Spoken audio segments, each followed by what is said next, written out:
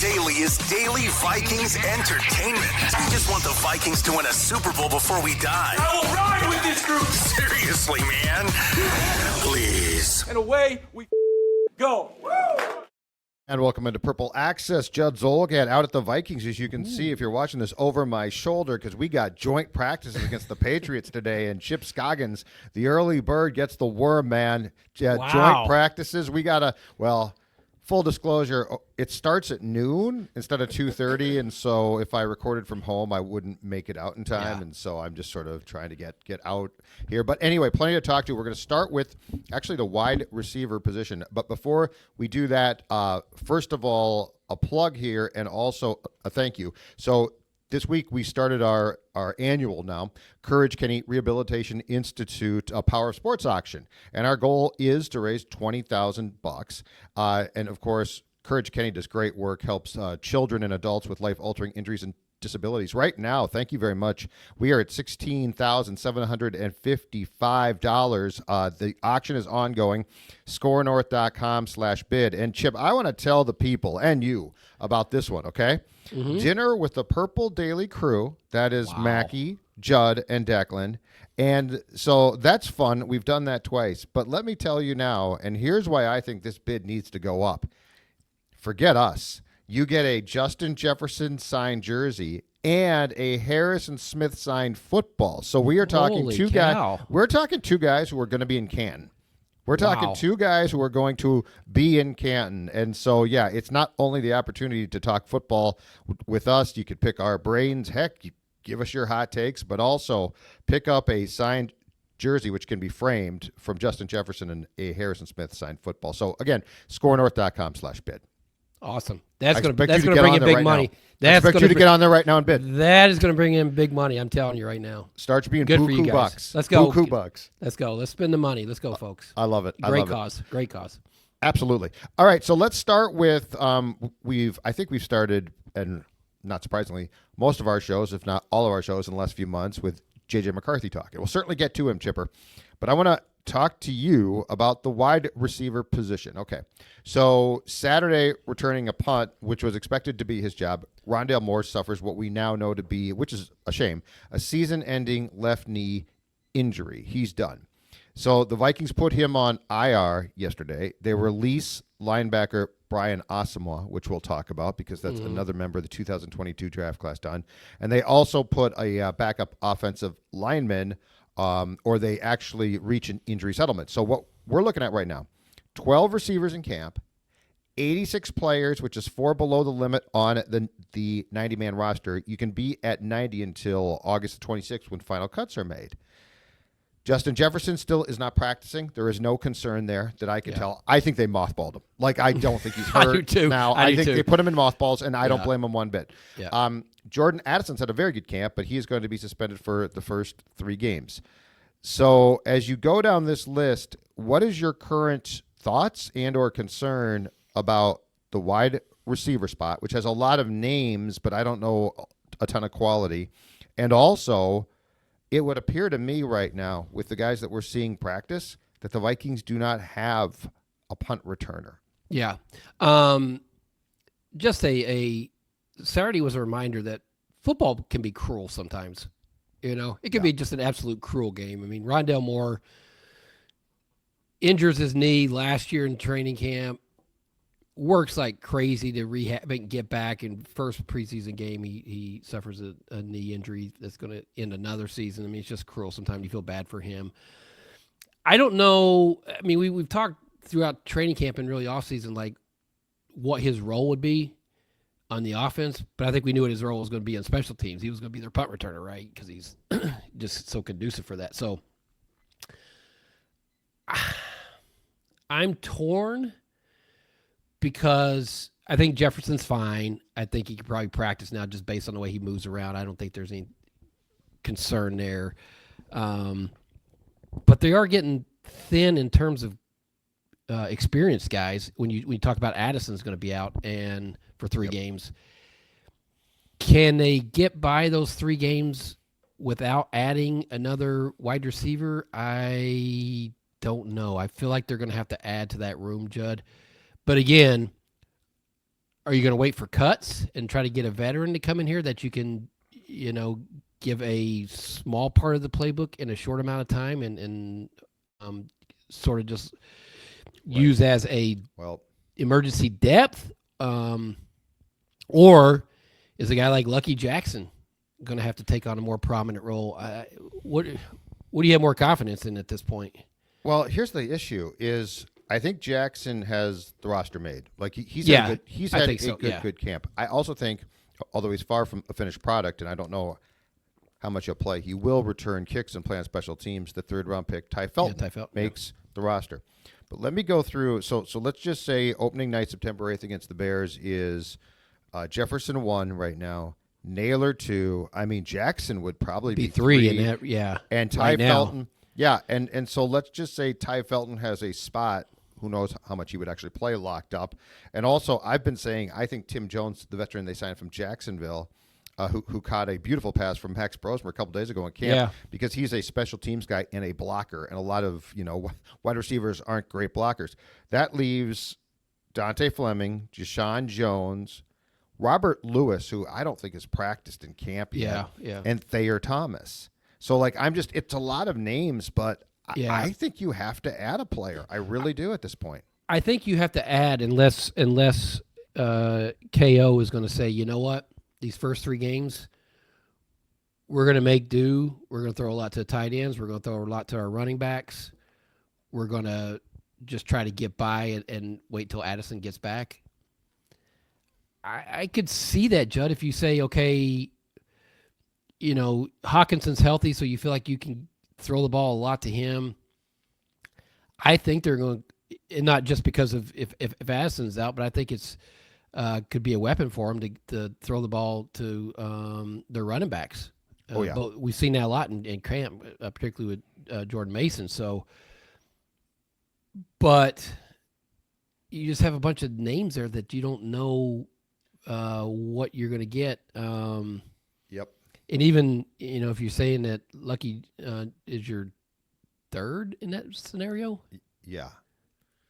I'm not real comfortable here. And plus, I've thought about the same thing that you just talked about, and I don't disagree. I do think that they can spread the ball around, but let's just say, I mean, those first 4 games are so important because that's their chance to get off a start. A good, and if you don't get off to a good start, you could be in big trouble. And so let's just say in at least one of those games, you fall behind by 10 points.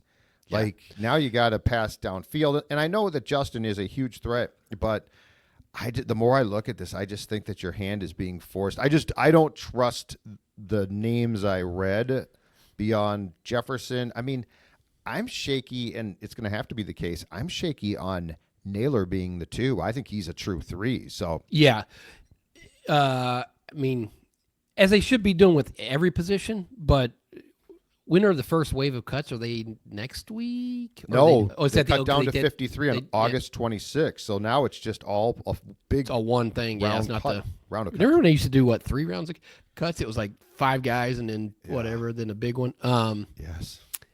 My hunch says they'll look and see who's on the market at that point, who's available after those cuts. I mean, as Childress always reminded us, do not write final 53 when we say here's the roster because it's never final, right? There's probably going to be 3 or 4 guys they claim. And so that won't surprise me because I just think they're thin with Addison's suspension and just the uncertainty of what you have really behind him. I mean, I think Naylor, you trust to a degree and you feel like as a number 3, yes, but if he's your number 2, then I think you're probably thin and probably need to add there. Yeah, and the thing, too, that intrigues me to go to the punt return job, which Moore, by the way, Moore returned a bunch of punts as a rookie with the Cardinals. He had returned 1 since, so it's not like he was a veteran return man. Yeah. But on Monday, with Moore out, when we showed up for practice, here's your 4 guys who were practicing punt returns, okay? Lucky Jackson, who I can't find. I did a Google search last night. I can't find any evidence that he has ever returned punts on any type of a full-time or even a part-time basis. Naylor, he had one punt return chance saw that in Green Bay, and he muffed it. Yeah. Silas Bolden, who I do think can return punts, but the issue there is I don't think he makes the 53. Do you keep and, it? Yeah. And Miles Price, who can return punts, I guess, but I also don't think so. The two guys that I gave you that I think can return punts, probably, I don't think you can keep. Yeah, I think it's going to be guys. It has to be Lucky Jackson, right? I would think. I mean, Chipper, I looked, man. College, I think he returned 1. Yeah. The CFL, he returned 0. The XFL, I can't find. I mean, their stats are so weird, but yeah, it's just a really small How did he look? sample size. Yeah. How did he look in practice? Well, he looked fine in practice, but nobody's coming, You're like, not getting it bearing down on you. Yeah. Exactly. What's Marcus Sherrill's doing? Get Marcus back. Actually, we who was I talking about that with? I'm like, yeah, just have him catch the ball. Oh, Just Kramer. fair catch. Yeah, fair catch it. Yeah. I just catch the ball, man. Yeah, it's. I mean, obviously, that's not a. That seems like the one, not the one, but you better have someone who's pretty confident back there and has done it before, because when it happens in a game and they're not comfortable doing it, whether it's and the thing is, like, these punters are so good about putting different kinds of spin on the ball and all the the way they can kick it this way, kick it that way, end over end. It's just you need somebody back there that is comfortable and that you can trust. So I don't know, but my hunch is they'll wind up being lucky. Now, the interesting thing is, so I went through, and there is a list of guys, veteran guys, who are still out there at the wide receiver position who have not signed. In fact, I don't know if you saw this. There was a kerfuffle on Twitter yesterday because some fake account said Odell Beckham has announced he's retiring, and Beckham's like, "I'm not retiring. Quit Xing me or tweeting me congratulations, or I'll block you." And it's interesting that Beckham, who is not the punt return guy, but he did play on the Super Bowl team for the Rams. In fact, he tore his ACL that O'Connell was the OC for. But the other guy, and this would not be sexy, is Brandon Powell. Now, the Vikings had the worst punt return average in the league last year, but Powell in his 2 years here fumbled a punt each year. 2 fumbled punts, not great, but it's also, my point being is, I wonder if they would just bring him back because he knows, and O'Connell values this, he knows the system backwards and forwards. Well, that's it. I didn't know he's still available, but yeah, if you know the system and you've done that job, that would make sense, and you're just looking for, a month. Correct. Fill in, until, the punt return job you're looking for the month. Addison is not going to do that, obviously, but they need to find someone who can do the job, Judd. I mean, I know, and they know Addison's coming back, but they need to find somebody who can do that job. I know, and I mean, we've seen it when it's not done well, and I will say this: you will take National Football League low 6.8 yards per punt return for a guy that doesn't fumble. 100%. Yeah. Sudden change will kill you. That will lose you. That will lose you a game against the Bears or the Bengals, or I could go through those 4 teams they play before they go and start the meat of their schedule. So it's a dicey situation there. All right, we both were at Saturday's game. Yes. So tell me, let's start with the first series. We have not talked since then, at least on the show. Your thoughts on what you saw from the first team offense and, of course, in particular, J.J. McCarthy. Yeah, I said it was solid. It was a good first step. I like the fact that he had to face, 3 third downs, a 4th down, face some pressure, threw different kinds of throws. Obviously, the one to Lucky Jackson over the middle where he sailed at that. He talked about getting sped up there, and both him and O'Connell, that was the first thing they said. His timing was off on that, and that's something that, I think just the more reps you get, the more comfort you get with that. But I like it. There was no penalties on that drive. It looked smooth. I think we saw the one thing I think we saw, Judd, was his athleticism, and not just on the 4th down run, which was nice to see him, tuck it, get out there and get the first down, which we talked about last week, right? Going into that game, would we see it? And we saw it. But we saw, 2 bootlegs? And I just think that's something that O'Connell is probably going to be able to incorporate into his play design. the fact that he's comfortable on the move, getting out, doing different things. And so to me, that was probably the biggest takeaway, other than you could tell, and he talked about it afterwards, just the emotion he felt. And it was the eve of the 1-year anniversary of his injury. So not only was he coming back, but it was the 1-year marker. And so he probably was a little amped up, and, you could tell. He said he had some tears during the national anthem. And, if a guy's come the long road that they have to go through when they're injured to get back and it's taken away and then they get to play, you understand the emotion of it. So, but I thought if they were only going to play one series, I'm sure, they would have liked a touchdown. But I think O'Connell probably loved the fact that he had to face all those third downs and a fourth down, and how are you going to react to that? I think the interesting thing is, and the question that I'm sure you get and I get is, like, people want a response, especially about practice, to how he looks as if it's black and white too, right? Yeah. Like, does he look good?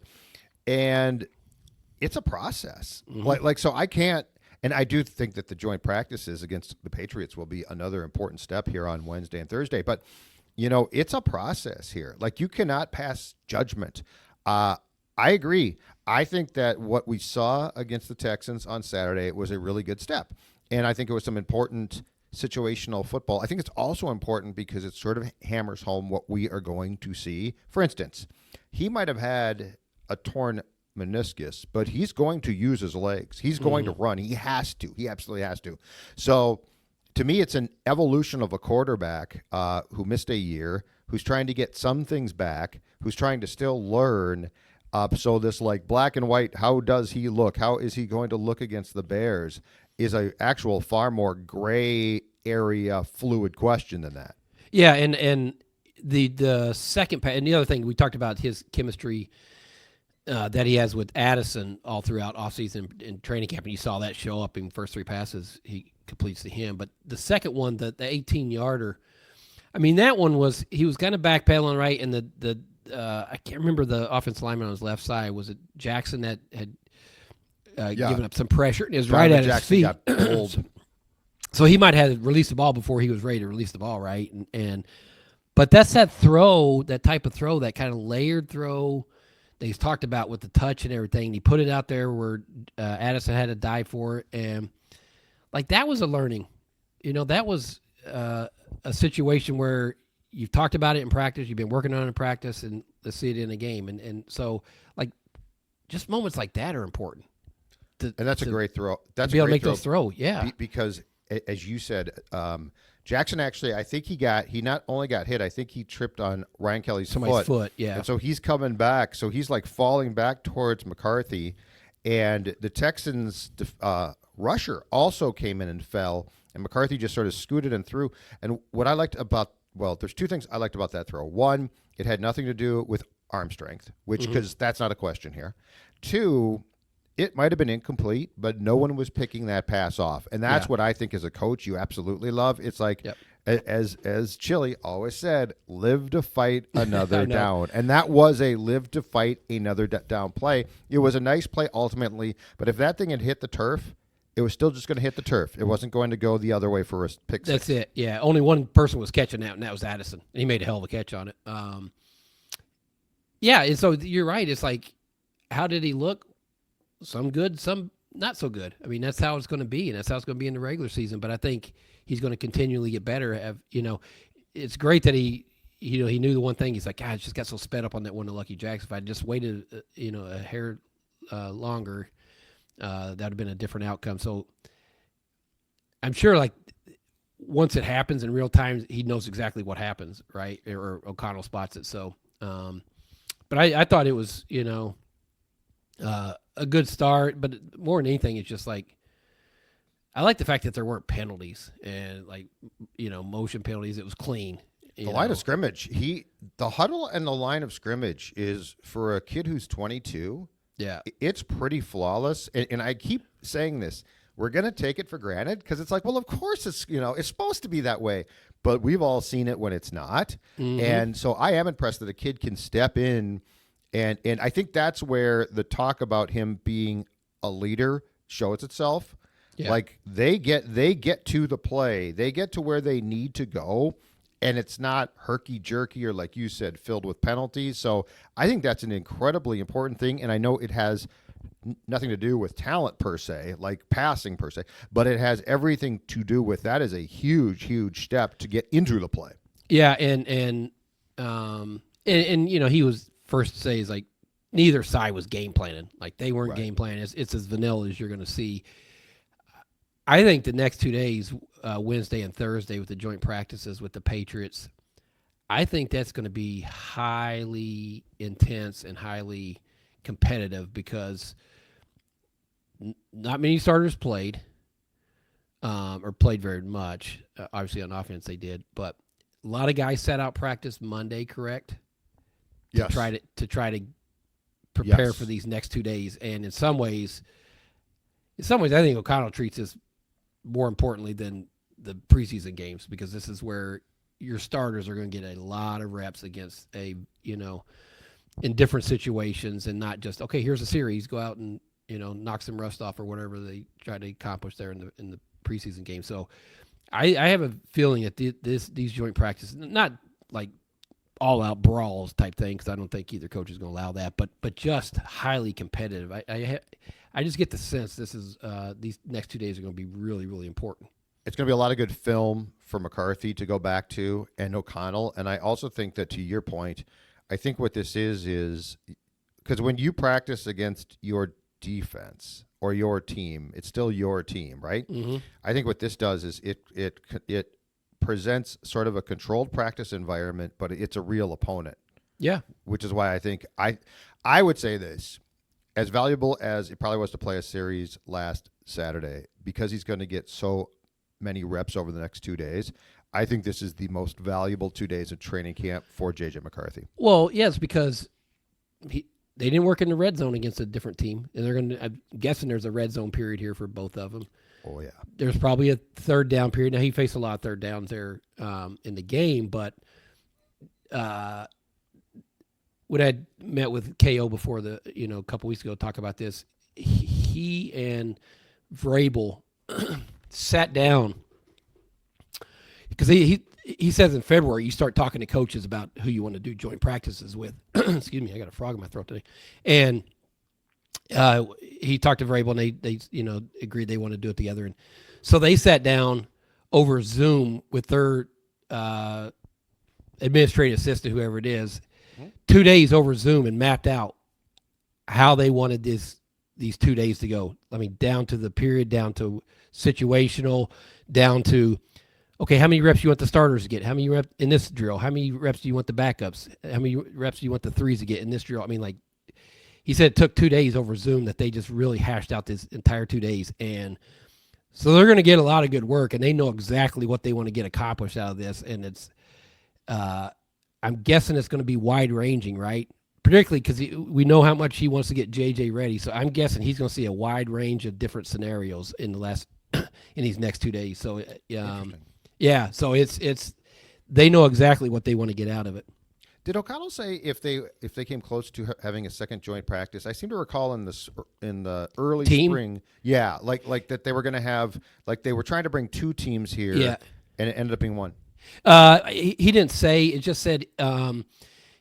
He said coaches in February start calling each other and figuring out who they want to do it. And he said him and Vrabel decide pretty quickly. I didn't know if there was a second team. He didn't mention that, but just I found it kind of interesting that it takes 2 days to map out exactly what you want to get done down to the reps for each for each player. So, so they know it's pretty tightly scripted. Now maybe that might change some after day one. Like, hey, we want to do this a little bit more or that a little bit more in day two. So yeah, but the efficiency is key too, because they don't have like it's not like the old days where you could have come out here for 4 hours and just hit and stuff. So like the efficiency probably becomes the most important thing. And to your point, my guess is Vrabel probably, because he's a new coach for the Patriots, he probably wants to work on their defense, right? Yeah. And O'Connell but you had a young quarterback there too, even though he played. True. But you're right, and that's you have an offensive coach and a defense coach, and they probably look at it from two different angles where, yeah, I'm sure Vrabel, because their defense was so bad, right? Right. Yeah. He's like, we got to fix this. We got to work on that. So, and maybe that's, maybe that was part of the draw too. Hey, let me go against a defensive guy who, and I'm sure their friendship was a big part of that too. Also on this as well, are you more sold now on Sam Howell after what we saw on Saturday? Because to me, the practices have been, and he hasn't looked terrible in every practice, but there's certainly been some suspect times. And I thought, I have thought that as down on Sam as I've been, I genuinely wonder if he is going to be the backup. Now, he looked pretty good against the Texans, but as you said, no game planning again, and he's going against backup. So what's your takeaway on the backup quarterback situation after what we saw against the Texans? It was better than what it looked in practice. And didn't you find it interesting that O'Connell, after the game, he was asked about how, and he said, he's a guy that I've told people we need to see in game action. Like, we need to see him in a game. Yeah. Which, to me, that was like, okay, I'm not crazy about what I'm seeing in practice. I want to see it in the game. But he was better than he's been in practice. I thought he looked pretty sharp.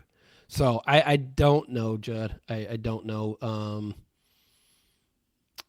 I guess as I left there thinking it's probably a higher percentage than I thought it would be that he would be the number 2 going in. Is that fair? And he's going to start on Saturday. I yeah. mean, my guess is he starts on Saturday against the Patriots, and then the plays last a half game at Tennessee plays a half. So you find out more. I mean, I am not convinced the Vikings are sold yet. Yeah. But I did find that comment to be interesting from O'Connell. And look, there are some guys that you just have to see play. I don't know that's a great thing for Kevin O'Connell to say about a quarterback. Like, I'm still trying to process that. Yeah, I'm not because he's so quarterback infatuated.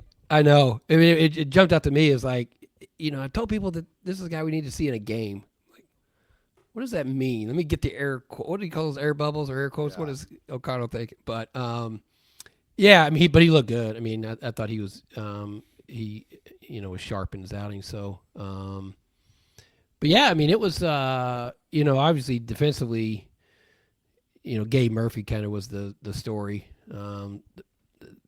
Judd, they have some serious depth at outside linebacker, don't they? Goodness gracious. Yeah, it's man, and that's, I mean, what? It's at least 4 guys, but I mean, it's an embarrassment of potential riches there as well. The last thing for you, so Brian Osama, as we talked about off the top of the show, was waived yesterday. He'll be picked up. My theory is that they were actually trying to do him a solid, because if you cut him on August 26th, he's one of thousands or tons of names, hundreds of names. But this now leaves Ty Chandler and Jalen Naylor as the last 2 remaining members of the 2022 10-person draft class. And I'm not so sure Ty Chandler makes it. So, boy, I mean, it's just it reminds me, and this class was not as big. The only comparison I can make in my time being covering the Vikings was the 2005 class, which, by the way, had 2 first-round picks that both busted in Williamson and Erasmus James. But I remember, like, by 2007, that entire draft class was gone. And, I mean, this is the one thing when you talk about depth. And fortunately, the Vikings have done a very good job at signing UDFAs. Yeah. But if you're looking for why this roster is long in the tooth at certain positions, it's partially because you basically lost an entire draft class through guys that just didn't pan out.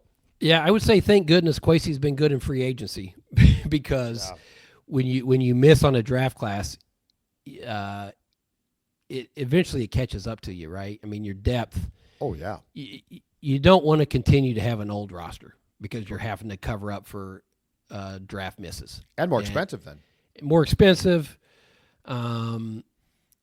It's just a year by year almost proposition where you're always chasing to find another free agent to fill a hole because you've lost depth there. So you wonder if it catches up with them eventually, because that basically was an entire draft class. And I agree with you. I don't know that Chandler makes the roster. Then you'd be down to 1 guy out of, was it 7 or 8? 10. 10. That was a 10-person draft class. Yeah. I mean, it's, and Kwesi's talked about it. It's like, I'd love to give truth serum and just, obviously missed on the evaluation or what the process was or what the thought, the thinking was in terms of these players, because it was just a giant swing and miss. Well, I agree with you. I would love to know who did what. And I mean, Kwesi, if you want to give him a little bit of the benefit of the doubt, was new on the job. Like, he took the job in February. The draft was in April. He probably had to use some stuff from Rick's people. But, I mean, Rick didn't do that poorly. He didn't do great all the time, but he didn't do that poorly. But the other thing that I'd love to know is, for instance, on defense, was Ed Donatil trying to call shots? Was O'Connell deferring? Like, there's just so many questions. But at the end of the day, the one thing I keep coming back to is I still think Kwesi traded back. Like, I think he thought, I'm going to get more players. I'm going to get more players. Yeah. And that's sort of this, I don't know, it's sort of an analytics thinking, right? Like, more is better. Lottery tickets. It's like, okay, that's great, but it has to be at least measured with some football acumen. So, like, that's where I guess I would guess that Kwesi's at fault. Dude, first draft, stick and pick. And maybe that's, new to the job. Maybe that's a lesson learned. I think it is, yeah. He came into it excited about his analytical background and was going to try to prove it there, and it cost him. And so, it wouldn't surprise me at the end of this, at the end of cuts, if they wind up with just Naylor left out of that. Yeah, who's a number 3 receiver, and and probably is going to walk away. My guess is he's going to leave because he'll get a little bit from somebody next year that the Vikings won't pay. So by 2026, could be an entire draft class, which should be, by the way, all in their second contract, or a bunch of them will be completely gone. All right, sir, we will talk to you next week. We'll have another preseason game and these joint practices to talk about. Thanks, Chipper, and as always, have a great week. All right, brother.